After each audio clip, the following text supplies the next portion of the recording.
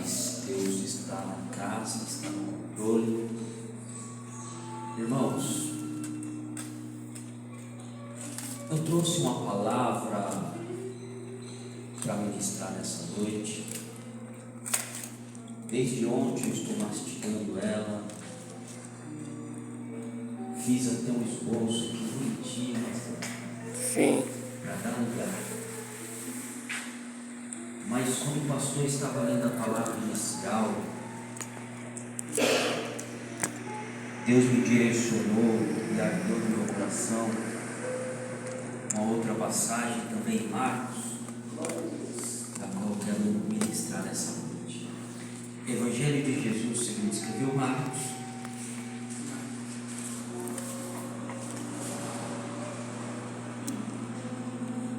Aleluia, glória a capítulo Deus. 5. Glória a Deus. A partir do verso 1, eu peço a ajuda dos músicos para me ajudar a pregar nessa noite. Não tenho a voz assim bonita igual a do pastor Lucas. Tenho um pulmão só, como alguns aqui sabem. Sinto um pouco de falta de ar durante a pregação, então é bom que os músicos me ajudem, dá lugar aqui comigo. Amém? Marcos capítulo 5, a partir do verso 1, que está escrito assim: E eles chegaram ao outro lado do mar, a terra dos Gadarenos. Eu vou repetir esse primeiro. E eles chegaram ao outro lado do mar, a terra dos Gadarenos. Eu vou repetir mais uma vez. E eles chegaram do outro lado, a terra dos Gadarenos. Amém, igreja? Amém. Tome o seu assento, por favor. Aleluia, glória a Deus. Queridos e amados irmãos, esse texto a qual acabamos de ler fala sobre um homem conhecido, acredito e creio que todos que estão aqui já ouviram falar do endemoniado de Gadareno, ou homem de Gadara, depende da tradução. Embora esse homem não é de Gadara, esse homem foi largado em Gadara. E para quem não sabe, Gadara não é uma cidade. A Bíblia vai dizer que Gadara é um cemitério. Irmão, você vem falar de morte aqui? Não morte carnal, mas morte espiritual. Queridos, esse homem, a Bíblia vai dizer que ele era tomado por uma legião, e os homens da época não tinham controle sobre ele, e por esse motivo eles resolveram levar ele para Gadara e deixar lá no lugar que ninguém queria ir, um lugar que ninguém queria estar. E quando eu leio esse texto, que eu começo lendo o capítulo 5 de Marcos, eu observei que eu li esse versículo a primeira vez e não teve uma reação da igreja. Eu li, pastor, a segunda vez e também não teve reação da igreja. Eu insisti e li a terceira vez, pastor Lucas, e também não houve glória a Deus, não houve uma emoção, não causou impacto nos irmãos que aqui estão. E eu entendo porque trata-se de um versículo muito simples. E eles chegaram do outro lado. Simples.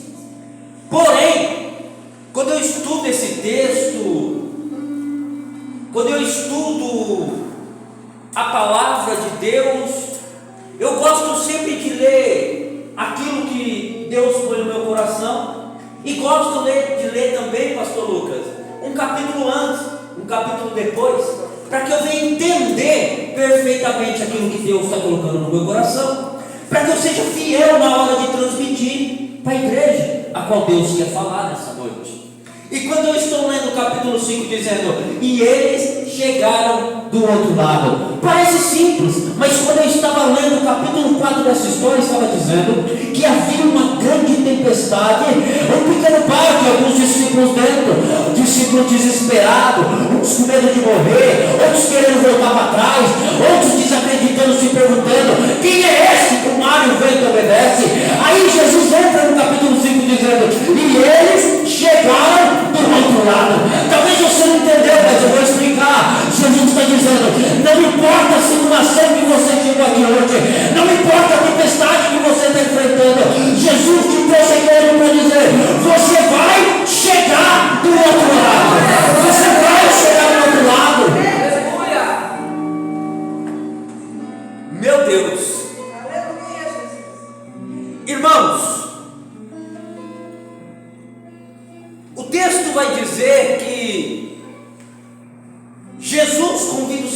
discípulos a entrar dentro do barco.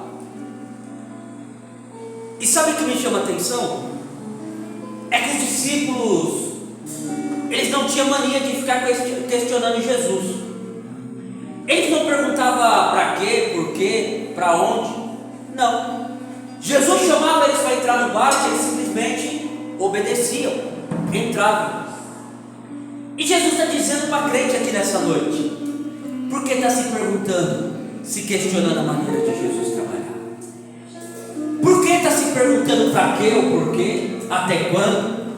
Está se esquecendo, aleluia, que o tempo é de Deus, que as coisas não é do nosso jeito, que as coisas é do jeito de Deus. Ele vai fazer, isso é fato, mas vai fazer no tempo dele. E isso está sendo uma dificuldade dentro das igrejas, porque os crentes, pastor, estão mal acostumados, porque eles querem orar à noite e de manhã ele já quer a bênção batendo na porta. E se não for assim, o crente já fica de bico. O crente já não quer vir mais para a igreja, o crente já não quer orar mais na madrugada, o crente, aleluia, já não quer mais ter comunhão com Deus, porque acha que orou, Deus já tem que responder. E não é assim. As coisas é do tempo de Deus. O tempo é de Deus. Aí os discípulos entram dentro do barco e começa aqui uma caminhada de Jesus. A Bíblia vai dizer que o Evangelho de Jesus foi dessa forma, indo de margem em margem dentro do barquinho. A Bíblia diz que 70% do Evangelho de Jesus foi assim, indo de margem em margem. Uma hora numa margem, Jesus parava o seu barquinho, se levantava, começava a pregar o Evangelho. Outra hora, outra margem, Jesus se levantava, começava a pregar. E isso eu não entendo. Que barco para Jesus, pastor Lucas? É o altar. Barco para Jesus é o púlpito. Ele se levantava e começava a pregar. Irmãos, eu fico observando, se barco para Jesus é o altar, e Jesus está convidando os discípulos a entrar dentro do barco, imagina se todos nós aqui quisessem entrar dentro desse barquinho. Pequeno. Não caberia todo mundo, pastor Lucas.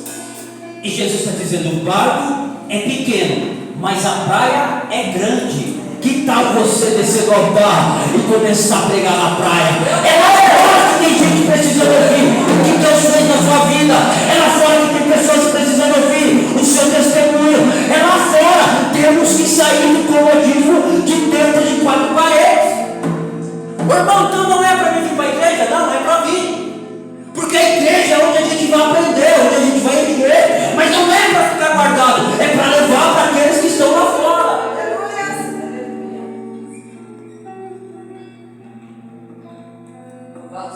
A Bíblia vai dizer que nenhuma dessas margens, pastor Lucas, Jesus faz o que é de costume, se levanta, começa a pregar, e os seus discípulos descem para conversar com aquelas pessoas que estão na praia ouvindo Jesus falar. Agora acaba o sermão e Jesus chama os seus discípulos novamente: voltem para o barco. Aí começa a voltar um, volta outro. Só que um deles não quis voltar, pastor. Um deles se acomodou na praia, se sentiu atraído pela praia, gostou do que viu na praia e não quis mais voltar para dentro do barco. Aí eu fui querendo entender o que levou aquele homem a não querer voltar para dentro do barco. Será que ele estava com medo de uma nova tempestade? Será que ele não queria voltar para o barco, pastor Lucas, porque o dia estava chuvoso? Será, pastora, que eles não queriam voltar para o barco porque quando ele chega na igreja o pastor não dá oportunidade para ele? Olha aí, Jesus. Será que ele não queria voltar para o barco porque quando o pastor faz um banner, então lá a carga dele não está no banner? Eu não sei, a Bíblia não diz o motivo, mas o fato é que aquele homem não queria voltar para dentro do barco.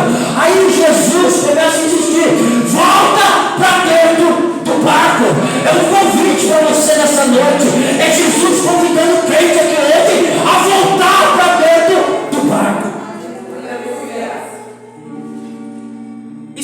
forte. Porque quem nunca já desceu na praia, né? Quem nunca já esteve dentro do barco com Jesus e por algum motivo resolveu descer na praia? Quem nunca? Eu desci, nasci no berço evangélico.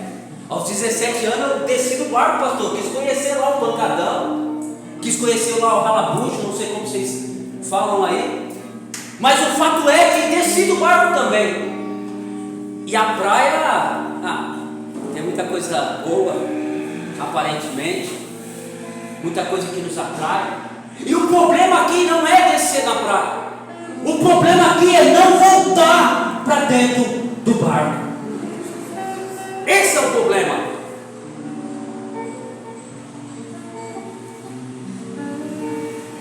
Jesus, quando ele convida os seus discípulos, quando ele faz o convite para voltar para dentro do barco, sabe o que Jesus está dizendo?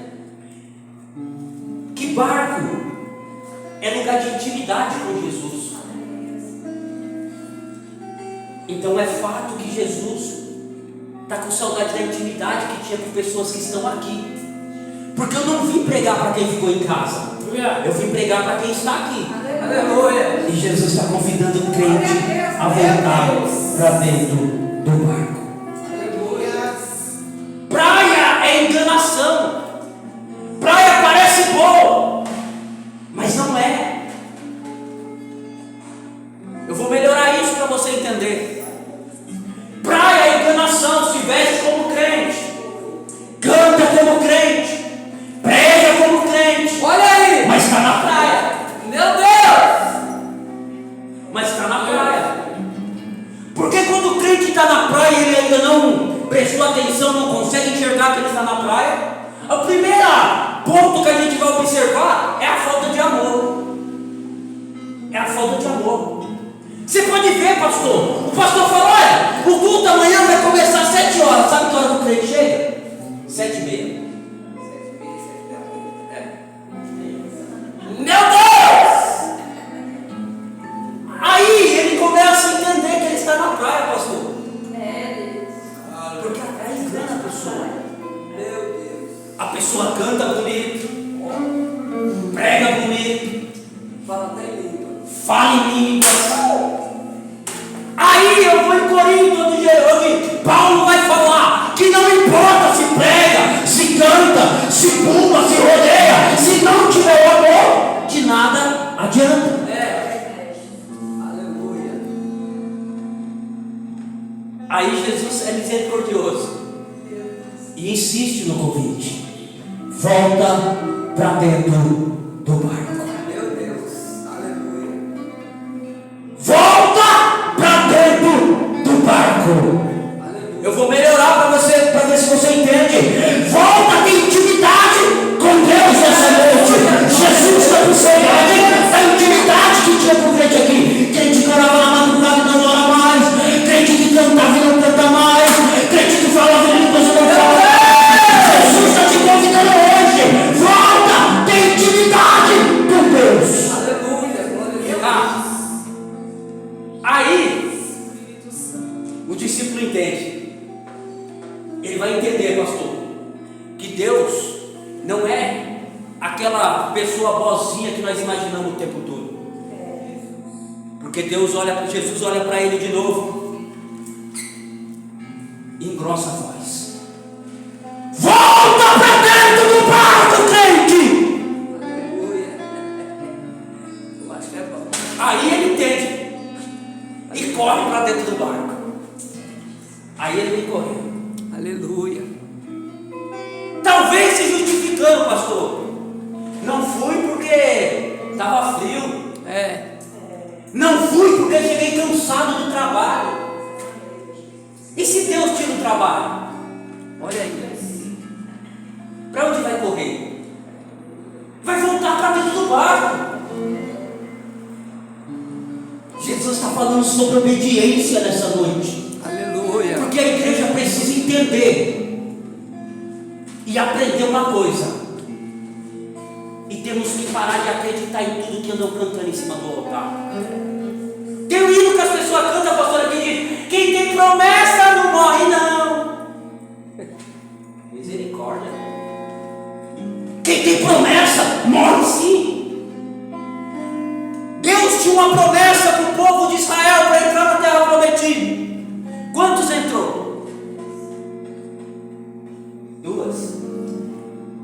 Quem tem promessa morre ou não morre? Morre. Só não vai morrer se estiver debaixo da obediência dos seus pastores, da sua liderança e debaixo da obediência de Deus. Aleluia, glória a Deus. Aí o discípulo entendeu. Talvez ele entrou justificando: ah, Jesus, eu demorei um pouquinho, porque quando eu entro dentro do barco, eles ficam me olhando torto. Ah, Jesus, eu não vou participar do grupo, porque lá a irmãzinha fica me olhando torto. Ah, Jesus, não vou fazer isso, não vou fazer aquilo, por causa de fulano e Betânia. Pastor, será que naquele dia que nós vamos prestar conta com Jesus, e isso é para todos?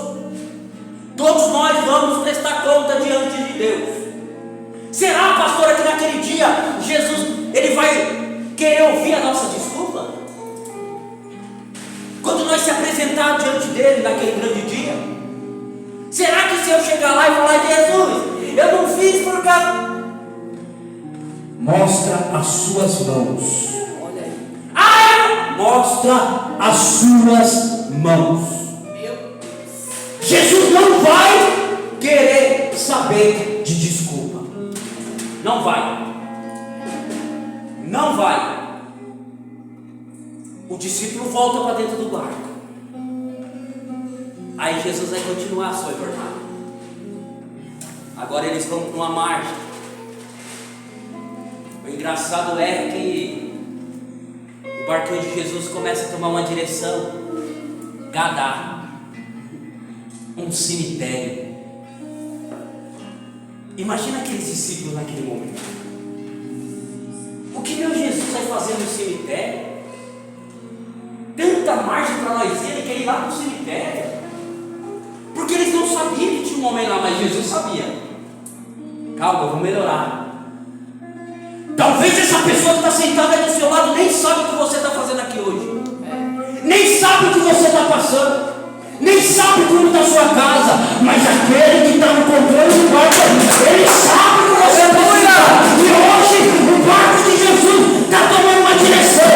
Está vindo a direção dessa igreja. Oh, glória, aleluia. Porque ele sabe do que você precisa. Ele conhece o seu coração. Ele conhece a sua força, a sua fraqueza. Ele sabe o que você está passando. Ele sabe cada lágrima que você tem chorado. É por isso que o meu Deus já tinha escrito o Salmo 125, que eu sou apaixonado por ele, que vai dizer: os que confiam no Senhor são como os montes de Sião, que não se abala, mas permaneça para sempre. Aleluia, glória a Deus.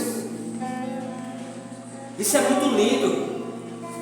É Jesus falando para nós nessa noite: permaneça dentro do barco, não importa como está seu celeiro, não importa qual é a dificuldade. Irmão, mas eu estou pedindo tanto para Deus libertar minha família, e Deus não liberta. E Jesus está dizendo: não, meu irmão, ele ainda não foi liberto, mas ainda está vivo. O pregador orou tanto tempo para Deus curar, e Deus ainda não curou. Amém, Deus não curou, mas você continua vivo. Aleluia. Jesus chega na margem de Gadá. Coisa linda. E agora Jesus para o seu barquinho na margem de Gadá e vai surpreender os seus discípulos mais uma vez. Porque agora ele se coloca de pé, mas ele não vai começar a pregar. Eu iniciei dizendo: toda margem que Jesus chegava, ele se levantava e começava a pregar. Mas em Gadá é diferente. Em Gadá, Jesus para o seu barco, se levanta, e agora a Bíblia diz que ele desce do barco. Ele desce do barco. A Bíblia diz que quando Jesus desce do barco, pisa na areia, pisa na praia, aquele homem tomado por uma legião sente a presença de Jesus lá do outro lado e começa a caminhar na direção de Jesus. E a Bíblia diz que ele ia dizendo: o que tenho eu contigo, ó Filho de Deus Altíssimo? O que tenho eu contigo, ó Filho de Deus Altíssimo? Aí a Bíblia vai dizer que Jesus também começa a caminhar na direção daquele homem.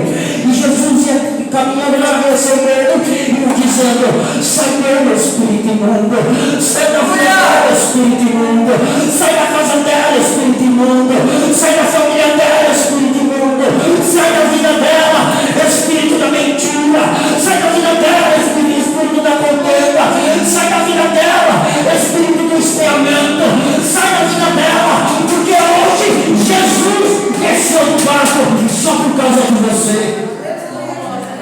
Aleluia.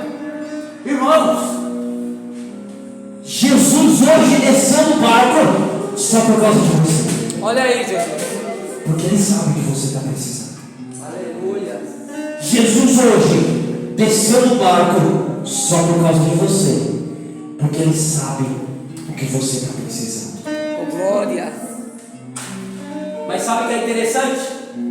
Que quando aquele homem chega na presença de Jesus, a primeira coisa que ele faz é se prostrar diante de Jesus.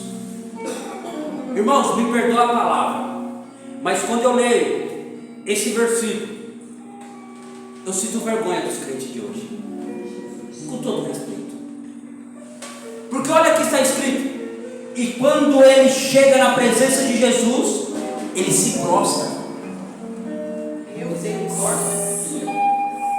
Isso é uma vergonha para os crentes de hoje.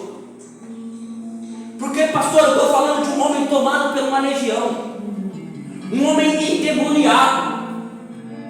Mas quando ele chega na presença de Jesus, ele se prostra. Sabe por que eu sinto vergonha? Observe os crentes da igreja hoje. Não tem coragem de orar 5 minutos de joelho. Não querem mais se prostrar diante de Deus. Estão se esquecendo do poder da oração. E isso é lamentável. Porque o nosso milagre é gerado através da oração. Se não se prostrar, nada acontece. Olha aqui para mim. Eu sou um fruto gerado através da oração. Eu sou um milagre gerado através da oração. Eu já vou terminar. Eu me lembro que depois de 13 anos preso, eu saí do presídio. Acho que eu já contei isso aqui uma vez. E a primeira pessoa que eu encontrei foi meu pai. Eu comecei a contar minha história para ele, que eu tinha passado esse tempo todo. E meu pai, quando eu cheio de lágrimas, ele olhou para mim e falou: filho, esse tempo todo que eu passei longe de você, toda noite eu estava de joelho, pedindo para Deus te guardar onde quer que você estivesse. O poder da oração. Ele pediu para mim voltar para dentro do barco, para me reconciliar com Jesus. Mas eu não quis. E depois disso eu fui preso de novo. E quando eu saí, pastora, 2 amigos meus tinham se convertido e estavam tendo campanha na casa de um deles. E ele começou a insistir para mim nessa campanha. Aonde ele me via, ele me chamava. Era tão chato que quando eu via ele, eu me escondia para ele me chamar. Mas teve um dia que eu tive que aceitar o convite dele. Eu falei: tá bom, hoje eu vou lá nessa campanha, você para de me encher o saco? Ele falou: tá bom, mas você tem que ir. Eu falei: eu vou. E eu fui embora tomar banho para aquela campanha. E quando eu entrei no meu chuveiro, eu fui falar com Deus. Eu dizia: olha Deus, hoje eu vou lá nessa campanha. Se o Senhor tem algo para fazer na minha vida, ou através da minha vida, usa alguém lá para falar comigo de uma maneira diferente, que não vai ficar dúvida no meu coração. Igreja, naquele momento, o meu banheiro se acendeu inteiro. Houve-se um grande clarão. E eu vi o trono de Deus. E o Satanás diante do trono. E ele dizia: ei! Posso tirar a vida dele hoje? Ele é ladrão, ele é traficante, não quer saber da sua palavra. Posso tirar a vida dele hoje? E eu vi o meu Deus se colocar de pé diante do trono. E ele dizia: ei, Satanás! Ele pode ser tudo isso. Pode ser ladrão, pode ser traficante, pode ser maconheiro, pode ser cachaceiro, pode ser o que for. Enquanto tiver alguém de joelho, eu não abro mão da vida dele. Aleluia, glória a Deus. Você está entendendo o poder da oração? Você está entendendo porque você não pode parar de orar ainda? Tem pessoas precisando da sua oração. Aleluia. Tem pessoas que dependem da sua oração. Paulo, quando ele viu a igreja de Efésio triste, querendo parar na sua caminhada, a Bíblia vai dizer lá no capítulo 3, no versículo 14, que Paulo ele vai fazer uma oração. E ele diz: por essa causa eu me ponho de joelho. E o Evangelho existe até hoje.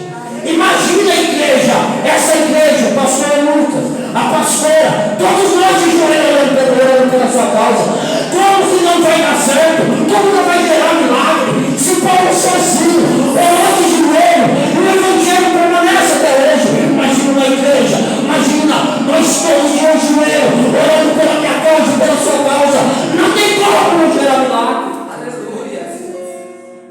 requer oração. E eu já vou terminar. Mas eu não posso terminar sem fazer um convite para você novamente. Volta para dentro do barco. Volta para dentro do barco. Irmão, isso aí você tem que pegar para quem não é crente. Jesus chamou para voltar para dentro do barco os discípulos. Então é para você sim. É Jesus te chamando para ter intimidade com Jesus novamente. Jesus quer voltar a ter intimidade com você aqui hoje. E você que acredita nessa palavra, se coloca de pé.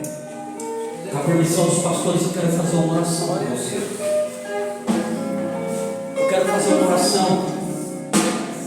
Eu quero que você feche os seus olhos. E nós vamos fazer uma oração diferente. Essa oração, eu vou pedir para que você esqueça quem está do seu lado. Eu quero que você abra a boca e fale com Deus. Irmão, mas Deus não sabe o que eu preciso. Lógico que Ele sabe. Mas Ele está falando que quer intimidade com você novamente. Ele quer ouvir a sua voz nessa noite. Eu quero convidar você a orar junto comigo. Abra sua boca e fala com Deus. Hoje Ele desceu no barco para falar com você. Hoje Ele desceu no barco para ouvir a sua voz. Hoje Ele desceu no barco porque hoje o inimigo tinha montado um tabuleiro. E esse tabuleiro era para tirar a vida de alguém da sua família. Mas Jesus está dizendo: hoje eu desci na praia e não vai haver morte, porque eu cheguei primeiro. Jesus olhou e me mostra, pastor Lucas, o grande tabuleiro que o inimigo tinha montado. E o objetivo do inimigo hoje era gerar um acidente de carro e tirar a vida de alguém da sua família. Mas Jesus está dizendo: hoje eu desci na praia e não vai ter morte. Fala com Deus aí. E apresenta aí a sua família, apresenta o seu filho, apresenta o seu esposo, a sua esposa. Abre a boca e fala em nome dele, fala o nome dela. É Jesus pedindo. Abre a boca, eu quero ter intimidade com você aqui hoje. É Deus te renovando.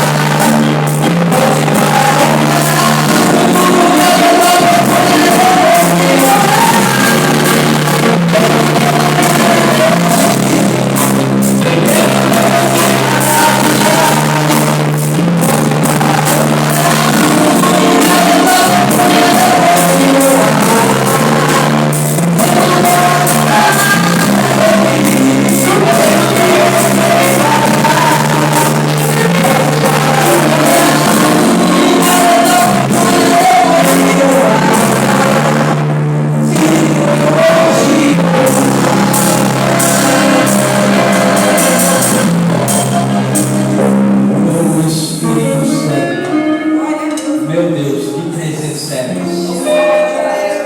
Oh, Espírito Santo. Deus, aleluia. Irmãos, Deus abençoe a vida dos irmãos.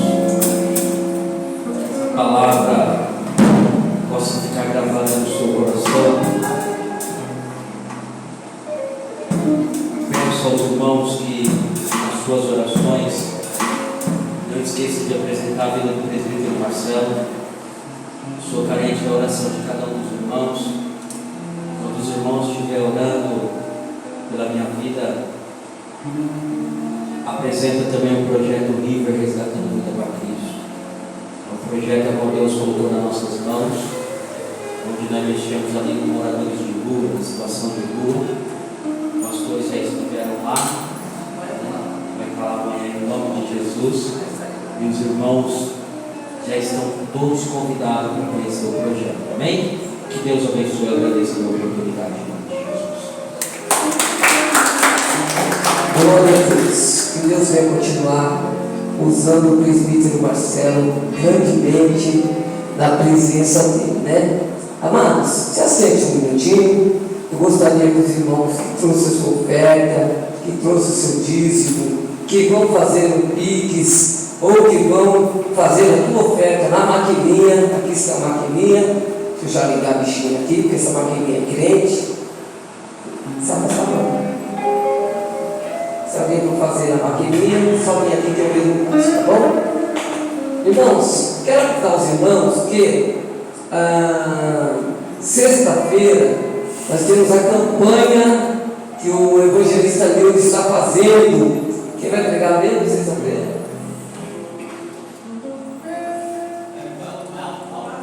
O Wender, pastor Wender vai pregar sexta-feira aqui na igreja. A campanha é A Voz que Clama no Deserto. Amém? Eu quero os irmãos aqui na sexta-feira, vai ser forte demais. Domingo nós temos um grande culto de adoração a Deus. E eu gostaria que os irmãos viessem para o culto domingo a partir das 6 horas. Irmãos, na outra semana, na quarta-feira, a missionária Galvana vai iniciar uma campanha aqui. Será 3 quarta-feira. Já tem uns pregadores aqui que ela já passou para mim. Eu vou falar para os irmãos aqui. Eu gostaria que os irmãos estivessem aqui nas 3 quarta-feiras. Vai ser muito bom. Deus vai usar poderosamente os irmãos que vão estar aqui, ó. Vai estar aqui conosco pregando a palavra de Deus.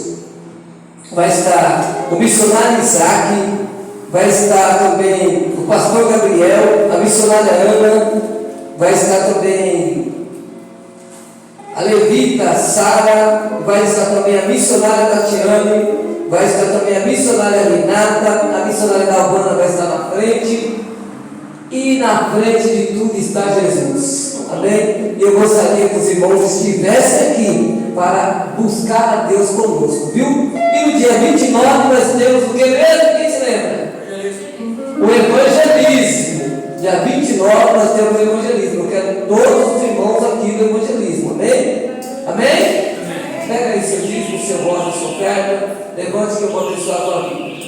Ó Deus, em nome de Jesus Cristo, abençoa a vida de todos os teus filhos que vão ofertar, que vão dizimar, Deus, que vão devolver os votos, Pai. Em nome de Jesus Cristo, honra a cada um, multiplica 100 por 1, em nome de Jesus Cristo. Amém. Pastor, pode passar? Obrigado, falando, Deus abençoa. Quero louvar a Deus por você que está na sua casa.